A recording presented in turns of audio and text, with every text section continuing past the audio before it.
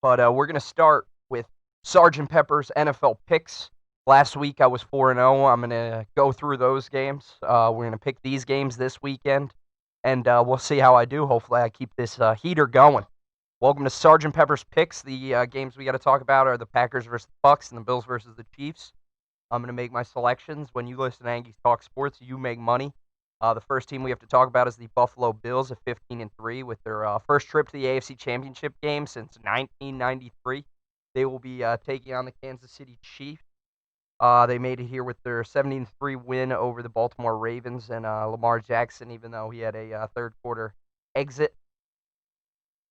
Josh Allen and Stephon Diggs and the Bills Mafia are looking to extend the heater they're on against the potentially Patrick Mahomes-less Chiefs, which they are my pick to win if my homeboy doesn't play. Josh Allen has been one of the hottest QBs in the league this season, completing over 69% of his passes for 4,544 yards, 37 touchdowns, and only 10 interceptions.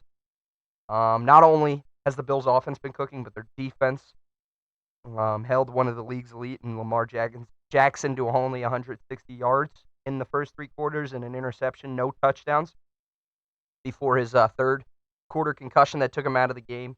The Bills' defense only allowed the Ravens to kick one in for three, cementing this game at a 70-3 victory. This Bills versus Chiefs AFC Championship playoff matchup is a game that we may be seeing for years to come. The Josh Allen-Patrick Mahomes rivalry, as it's called. I put that in quotations just because they seem to like each other. Maybe this may be a recurring theme going into the future of the NFL, with the Chiefs locking Patty Ice down for 10 more years, and the way old Brandon Billy Bean, the Bills GM, has taken the Bills Mafia to new heights and set them up with weapons and a defense for the future. With the fall of the empire of the New England Patriots in their division, this Bills team looks like they might have this AFC East division locked up for years to come. As soon as they get past the first dynasty, they run into another. The Kansas City Chiefs, by all accounts, have the potential to be a perennial champion in this league. Not only was Lamar Jackson concussed last week, but so was the golden boy of the NFL, Patrick Mahomes.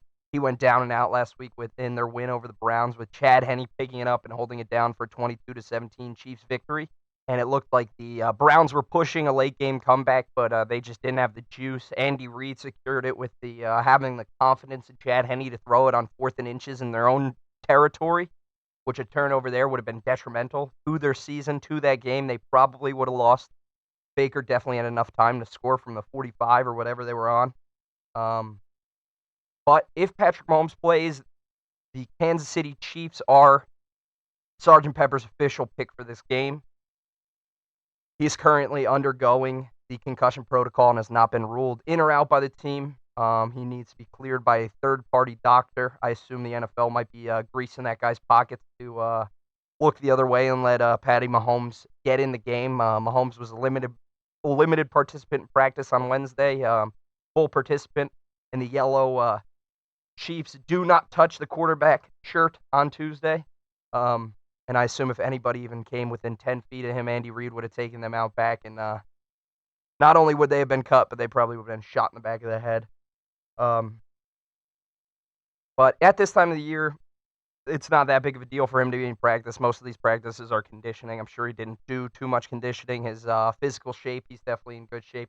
And there's mostly walkthroughs. They're not going to be hitting each other, and they're not going to be getting injured in this time of the year. They're just tightening the screws on the schemes that they'll be running next weekend. But all signs point to the return of the Chief, Patrick Mahomes, to lead his tribe into battle on Sunday against the Bills. The official Sgt. Pepper pick, if Patrick Mahomes play, is the Kansas City Chiefs to win this one and advance to the Super Bowl. The Green Bay Packers were able to secure a win over the LA Rams, led by Aaron Rodgers, to go. And this is going to be the matchup of the week. This is Sgt. Pepper's game of the week, Packers versus Bucks. Very interesting. Antonio Brown's ruled out, but Tom Brady obviously has an array of weapons to throw to. But let's get into the Packers. They were able to get to this point with a 32-18 win, with their defense holding Jared Goff to 174 yards and one touchdown. Cam Akers was able to rush for 90 yards and a touchdown, with his leading receivers, Josh Reynolds, getting 65 yards and only one touchdown, reeled in by Van Jefferson. but the Packers offense was cooking. Aaron Rodgers threw for almost 300 yards, 2 touchdowns. Aaron Jones ran for 99 yards, a touchdown. Aaron Rodgers even got his legs cooking, ran one in. He was able to feed Allen Lazard for 96 yards and a touchdown. And Devontae Adams, his number one target, for 66 yards and a touchdown as well. The Packers have looked hot. Their Aaron Rodgers has been the MVP of this season, confirmed. He will win that award. There is no debate about that. It was there's been other people in the mix throughout the season, but Aaron Rodgers has definitely held it down the most. He's been the best player, the most valuable to his team success. He says he's doing some more vocal leadership than he has in the past. He said he's usually the guy that people could come to and talk about individual things, and he could help them improve on their skill sets because he's so knowledgeable in the game of football. But now he's been like a vocal galvanizer of the troops, giving pre-game, post-game speeches to get the boys pumped up. And he's just played with newfound confidence and happiness. Like, these last few seasons before this one haven't been A-Rod's best. He hasn't had the numbers that he holds himself a standard to, but this season, him and Matt LaFleur have seemed to figure out the problems that Aaron Rodgers faced the past few seasons, and the Packers offense has been one of the most high-powered and high-scoring, and have just been moving the ball down the field all season. It's really tough to stop.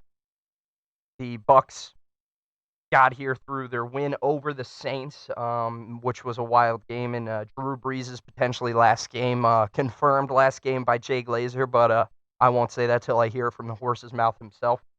He did point to Jameis Winston, say, "It's your time now. It's your team now." I don't know. We don't have the correct quote because it was a lip reading through the camera, which is wild that the NFL films were able to get on him on that short interaction. It was literally 3 words, and they caught it. They caught it.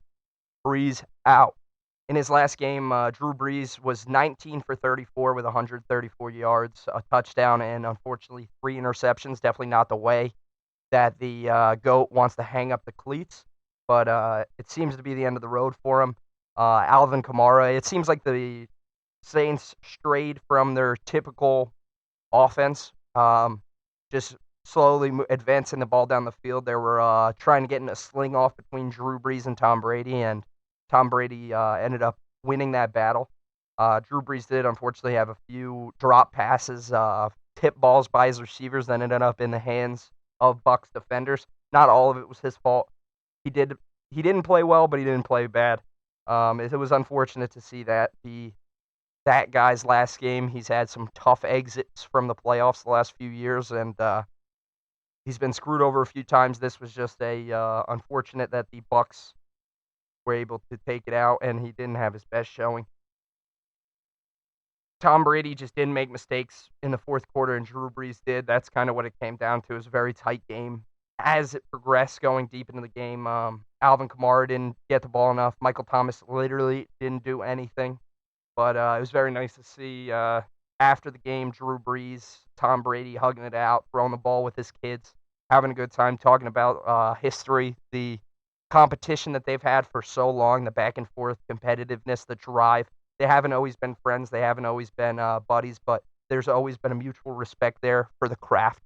And it was just nice to see them to hash it out and take the first step into what is probably going to be a friendship after it's all said and done. As Tom Brady has seemed to do with Peyton Manning, playing in golf tournaments and such, they're buddies.